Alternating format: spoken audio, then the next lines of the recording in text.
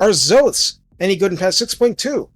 Being a relative newbie to this roster, I've been curious about Zoats. What gives with them? Let's find out how nasty they can be to the forest's foes. Recruited for 1600 gold and 400 upkeep, no small amount, on Ultra this comes in at 16 entities and 8,416 health between them. Armor is 60, but it's nice to have missile resistance 25%. There is no fire weakness. Leadership 75 is fine enough. Speed 64 and charge speed 80 are pretty decent. Melee attack begins at only 30, but there's a trick to this. Each and every blow is magical attack and inflicts Dampen, which nullifies the magical attack of the enemy unit struck, lasting 10 seconds and renewing with each blow. Attack interval is the standard 4, splash circuit size is medium, so regular cavalry on down, and max circuit damage is 4. You've noticed there's a bunch of stuff in this roster with physical resistance, right? Yeah, that's the ability you need scrap upgrades to do with Savage Orcs in the Omens era. Melee defense starts at a very respectable 40. Weapon strength 100 is split base 30 and armor piercing 70. And here's the thing, there's a bonus versus large of 26 with this unit.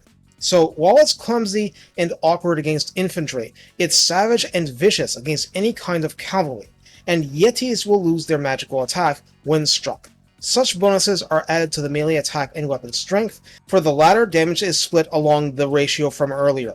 Charge bonus would be on top of both if hitting large targets. Charge bonus is 28 and mass is 1700. This unit is a siege attacker, causes fear, can hide in forest, is a Wisdom unit that phases through trees for uninterrupted charges, and has 2 bound spells, Flesh to Stone and Earth Blood. The latter is your fundamental healing spell, the former grants a unit physical resistance 60% for its duration. You see where this is going, right? Anyway, free healing is by itself absolutely bonkers.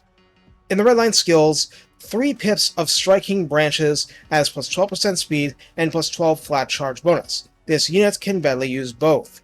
Charge bonus limping up to 40 makes it much more legitimate, even just crashing into infantry. At rank 7, Swift and Deadly would add a further plus 5 melee defense, plus 12% weapon strength, and plus 12 charge bonus, and now we're talking some serious hitting power. In the tech tree, Hukon the Sunderer adds plus 5% speed globally and plus 15 charge bonus, so we see that the boosts are designed to give the Zoats what was denied to them stock in multiplayer, because hey, they were powerful enough. CA wanted you to have to work for this level of awesomeness in a campaign. So how do we use Zoats? There are so many potential uses that we need to narrow this down to the good ones. Absolute offensive cavalry denial in a roster with Treeman and Treekin as charge defense versus large units, in addition to spear units. Anti-armor, heal bot, and anti-demon YOLO with Flesh to Stone active on itself. We must further go over their weaknesses. That armor isn't exceptional, and there's no physical resistance except from that bound spell. Other than that, they're not the greatest counterpick against dwarfs. They're pretty obscenely powerful and justify their cost. Ogre Lumberjacks beware. Also definitely get them if fighting ogres period, it will matter. Take care and have fun watering the plants with fresh blood, because against large targets that's exactly what's going to happen, no question at all.